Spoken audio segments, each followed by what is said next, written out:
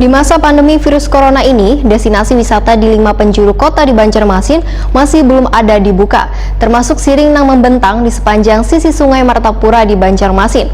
Pemerintah kota belum ada wacana untuk membuka destinasi wisata di Banjarmasin dikarenakan situasi pandemi masih belum berakhir, bahkan masih ada kawasan yang kembali menjadi zona habang.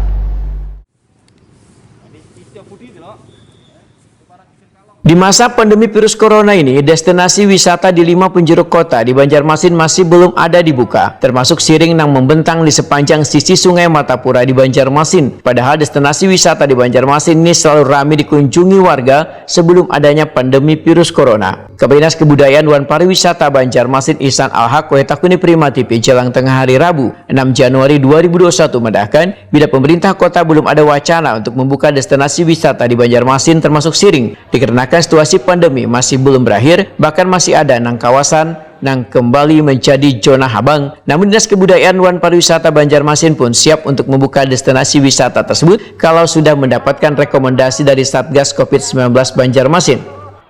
Belum ada rencana membuka tempat pariwisata karena saat ini situasi pandemi juga belum betul-betul pulih ya. Ini masih ada yang zona merah. Tetapi intinya adalah kami siap membuka kalau ada memang rekomendasi dari Satuan Gugus Tugas.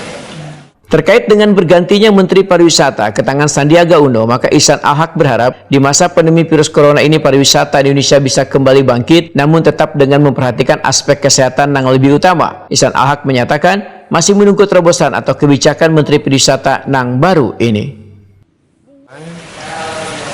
Ada kasus kan dibuka tempat wisata, ternyata angka keterjangkitan COVID-nya menjadi tinggi ya.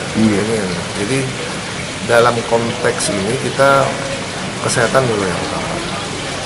Kita menunggu terobosan menteri ini Pak.